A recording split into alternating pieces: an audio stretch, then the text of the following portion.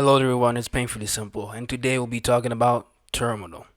Like the disease, like the cancer, like the train, like the plane. While you're still here, why don't you explode that like button before we get in the video? And the first rule I would like to establish is that anything bunkwork that Margot Robbie says will get a ding. And you can guess the amount of bong she has, and I'll announce the winner in the next video. Margot Robbie talking in my ear for an intro, 10 out of 10. But you're spoiling the movie, 8 out of 10. You used the fade to black too many times, 0 out of 10. Here's a close up of Margot Robbie's eyes, because cinema. And she's smoking in a confessional, because that's cool. We got Simon Pegg in this movie, and Mike Myers as well. Oh! Wow! Title screen, because that'll be important for later on. Old guy picks up his groceries and white guy is shaving his face, which was already clean. Old guy doesn't like how pretentious white guy is and slaps him upside the head. And British ensues. Turns out Whitey got a date that he gotta go on. Cut away to Simon Pegg waiting menacingly for a train, and he's smoking because it's cool. And Fat Myers tells him that the train ain't coming, and he can piss off and get some tea at Bottle Blonde's cafe, bruv. Simon Pegg breathes and goes up the stairs. Boom! British gangsters are robbing Simon Pegg. Well, as much as Brits can. Give me money, damn you, give me money. Meanwhile, he's pointing a butter knife at him. The other guy pulls up behind him with a gun, a revolver. He gives some more British gangster talk. Simon says, pull the trigger. And the dude said, I left the bullets at home. And Simon said, go suck an egg, and left. Next, the Exposition Cafe. No relation. I just call it that. Simon took a seat and tried to smoke inside. And Margot Robbie said, bollocks. Dude said, pretty please. And she was like, just this once. Simon has plot convenient cancer, so he has to smoke it away. It must be the weed. A J a day can keep the cancer away. Naughty. As in spank me gently, I've been a naughty girl. Tie me to the bedposts. Because I've been so naughty. I just enjoy watching you fidget when I say naughty. Cancer kicked in again. By the way, my wife is killing this role of a British waitress. You would think so, wouldn't you? It's terminal.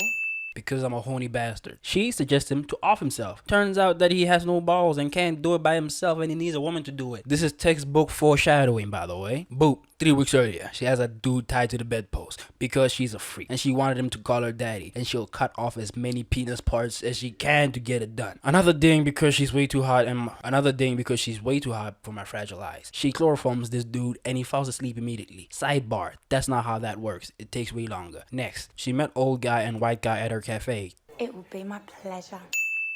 At the very least, before you get your hands on my buns, handsome. In that case, I'll even buy them for you. Enjoy my buns. Old guy calls her Bottle Blonde and she kisses white guy because what makes old people jealous? Young people having a good time. They despise it. They hate it. Now, we're in a nightclub because these guys are guns for hire and they have a job that they need to investigate before they have to kill another person. Okay, now you're all caught up. By the way, everything I told you from dude got tied up to the nightclub we're at, even the cafe that we were at, all happened in one night. That's gonna be important for later. Next thing, they find Bottle Blonde at the nightclub as well. She has to keep the lights on somehow so the ends can meet like a motherfucker, you know what I mean? She takes him to the bag. She takes the money, doesn't give him a lap dance. Old guy says, hey, what the f? She pulls out the gat, the tan tan tan, the blicky, and the old guy says aight and pins her to the wall and does nothing. And then white guy kisses her. Nope, other way around. She kissed him. Why? Because he's a beta cuck. Who? Both of them. Margot Robbie kissing motherfucker. Get that smile off your face, you son of a bitch, said the old guy. Back to reality. Exposition dump is done. I promise. It's all straight story from here. I swear. I swear. I double swear. I swear. Margot gets a monologue where she tells Simon Pegg to go buck wild, do whatever he wants. And she mentions that he can pillage, grape her, pillage away. There's a lot of things that she says she can pillage. This is important for later as well. Come on, pillage me. Sorry, was that a bit naughty? Yes. I'll save that for later. Also, her name is Annie. What happened to your finger, Annie? Annie, are you okay? Annie, are you okay? Did they hurt you, Annie? Annie, are you okay? Fat Limp Dick Myers wants to report the old man, who is a British gangster by the way, and somehow Fat Myers extorted money out of this gangster. Wow. Cut back to the cafe and white guy is keying with Margot Robbie. Get away from her, you son of a bitch. Did I mention that we're back in an exposition dump?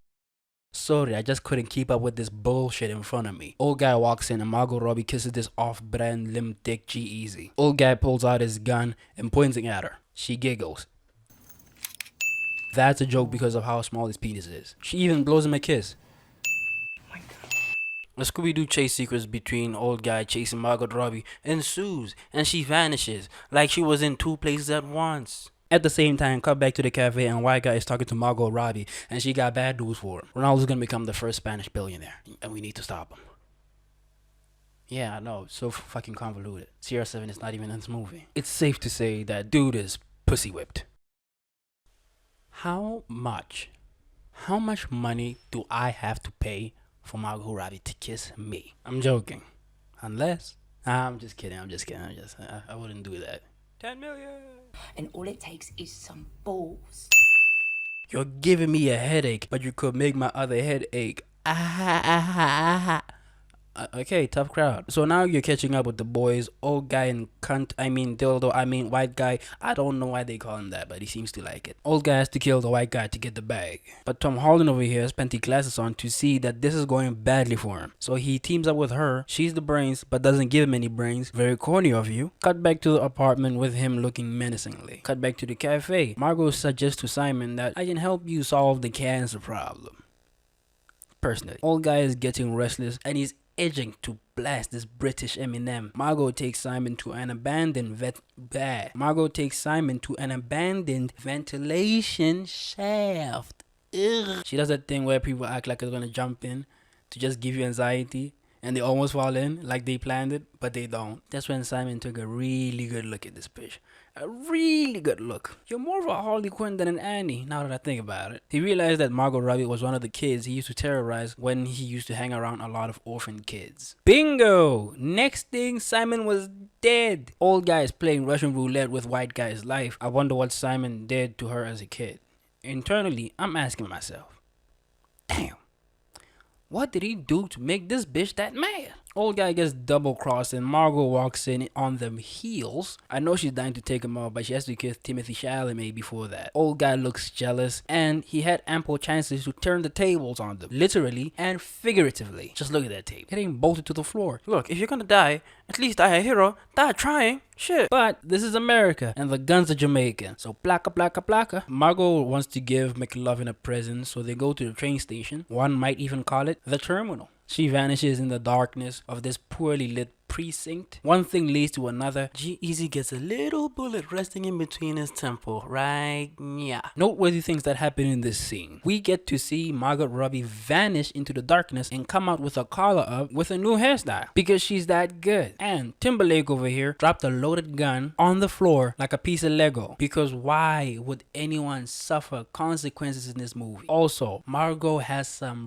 really green eyes. And lastly, Mike Myers shoved the old guy into a crate to dispose of his body. Both dead bodies were thrown into the ventilation shaft because everyone knows dead bodies are light as air, especially in avant-garde niche movies. Yada yada yada. Mike Myers was the man in the box all along, like Boz from Charlie's Angels, and turns out that there was two Margot Robbies. That means twice the fun. Wait, that means Tom Holland was kissing two Margot Robbie's. Son of a bitch. I didn't like him, but that's kinda sick. One might say legendary. He bagged two twins before he left. There is nothing wrong with the sentence I just said. Back to the main point. The girls roofied Mike Myers and turns out he's their dad. And he used to be skinny. And a gangster also, I guess. And he fucked a hooker. Wait a minute. He fucked and hooked up with a stripper. Their mother was a hooker and a stripper to keep the lights on. Are you following along? Like mother, like daughter. But the mother was nosy and found Mike Myers blowing a guy. Pause. Brains out. So the logical solution was to burn down their house. Also, she had kids over that little montage I was talking about. Also, I would like to say they were 4 to 5 years old during that time. So it's safe to say she was stripping for a good 6 years, which is way longer than most strippers. Most of them try to get a career as a rapper. She was really putting in the hours, you know, before she got smoked. Anyways, pedophile Peg comes in to come